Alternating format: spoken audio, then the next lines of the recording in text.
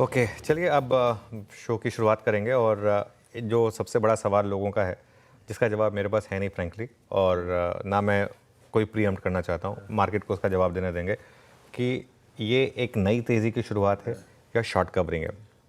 देखिए, एक चीज़ तो मैं 100% कहूँगा कि ट्रंप की जीत एक सेक्टर रोटेशन का एक ट्रिगर है।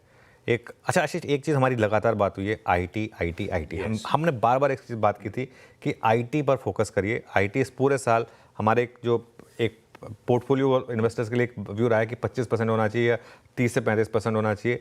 और कल एक तरीके से आईटी में जो टर्न अराउंड आया, वो एक ना सिर्फ एक बड़ा साइन था आगे के लिए, लेकिन पोर्टफोलियो इन्वेस्टर्स के लिए भी आगे क्या करना है इसका एक बड़ा साइन था। ट्रंप की जीत के 2-3 जो मतलब हैं उसको समझिए और उसके बाद उसको पोर्टफोलियो में ढालने की कोशिश करिए। एक तो सस्ता क्रूड और दूसरा ब्याज दरों में कमी, क्योंकि वो अब ट्रंप प्रेशर डालेंगे उनके ऊपर भी, पावल साहब के ऊपर भी। वो आज जो उनकी कमेंट्री आएगी उसमें शायद आपको दिखाई भी दे। तो मेरा ये मानना है कि आईटी, मेटल्स और स्मॉल कैप्स, यहाँ पर शायद एक और फ्रेश रैली की शुरुआत हो। अच्छी क्वालिटी के स्टॉक्स, लेकिन इस चीज़ को आपको ध्यान रखना है। लेकिन ये सिर्फ एक फैक्टर है। उसके अलावा ट्रंप, कल मैं रमेश दमानी जी का एक इंटरव्यू सुन रहा था हमारे सिस्टर चैनल पर, उन्होंने एक बहुत अच्छी चीज़ कही थी कि ट्रंप की जीत का इस समय हनीमून है, लेकिन ये ध्यान रखिए कि वो उन्होंने टैरिफ की बात सिर्फ चाइना के लिए नहीं की, हमारी इंडिया के लिए भी उन्होंने कई बार टैरिफ की बात की। आपको याद होगा रॉयल एनफील्ड वगैरह पर एक बार पहले भी उनका व्यू काफ़ी नेगेटिव रह चुका है। तो हाँ, ये चीज़ है कि चाइना के मुकाबले शायद इंडिया बेटर परफॉर्म करे, ये एक्सपेक्टेशन अंडर ट्रंप होगी। लेकिन फिर भी मैं ये कहूँगा कि एक थोड़ा सा इस चीज़ का ध्यान रखें कि सिर्फ ट्रंप आगे, इसका मतलब ये नहीं कि बस अब ताबड़तोड़ रैली होगी। हमारी मार्केट काफ़ी ओवरसोल्ड थी, हमारी मार्केट को एक ट्रिगर चाहिए था शॉर्ट कवरिंग का, ट्रिगर वहाँ से आ गया। लेकिन जो कल डेटा आया ना, वो डेटा मुझे थोड़ा सा इंटरेस्टिंग लगा। कल के डेटा में पता है क्या हुआ आशीष? सबसे ज़्यादा बाइंग रिटेल और एचएनआईज ने की है। सबसे ज़्यादा लॉन्ग भी उन्होंने जोड़े हैं। कैश मार्केट में भी उन्होंने खरीदा है क्योंकि एफआई को सेलिंग है। एफएनओ में एफआईज ने तो एक्चुअली बेचा है, तो वो भी क्लाइंट्स ने ऐड किया है। कल एफआईज ने लॉन्ग काटे और शॉर्ट ऐड करे। अब ये देखिए, ये वो पोजीशनिंग है जिसकी बात कर रहा था। उसमें क्लाइंट्स 4.6 लाख और लॉन्ग और 2.33 लाख शॉर्ट, मतलब क्लाइंट्स करीब करीब 2.3 लाख नेट लॉन्ग है। डीआईएस तो खैर हेज करते हैं तो उसका कोई इतना मतलब होता नहीं है।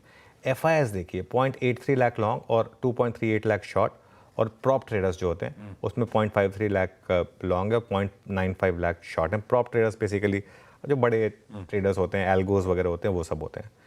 इसमें जो सबसे ज़्यादा वल्नरेबल है एफएनओ में जो सबसे ज़्यादा वल्नरेबल है वो क्लाइंट्स हैं, रिटेल वगैरह जो है वो ज़बरदस्त लॉन्ग हो गए।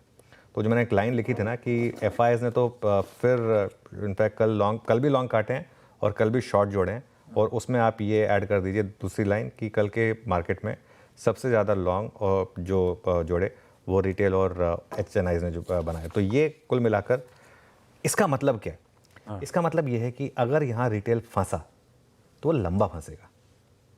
अगर फंसा तो देखिए, मैं बार बार कहता हूँ कि हो सकता है रिटेल सही हो और हो सकता है मार्केट नया हाई लगा दे, ये पॉसिबिलिटीज़ मार्केट में रहेंगी। लेकिन पता नहीं, फीलिंग आ रही है कि ये फंसने वाली रैली है।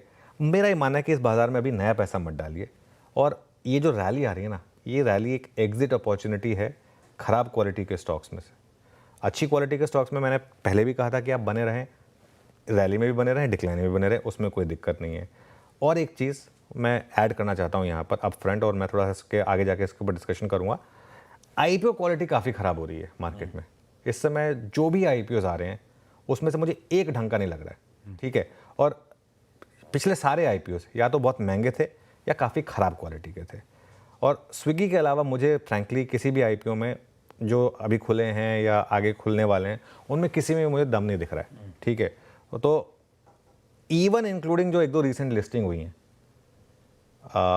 इवन इंक्लूडिंग इवन वारी फॉर एग्जांपल, मैं एक एग्जांपल के तौर पे उसका वो दे रहा हूँ, वो मतलब इतने महंगे वैल्यूएशन पर आप आईपीओ नहीं ला सकते। तो ये मेरा मानना है कि आईपीओ मार्केट भी थोड़ी ख़राब हो रही है, उस हिसाब से थोड़ा सा मार्केट पे अब मैं थोड़ा सा कॉशियस हूँ इस समय।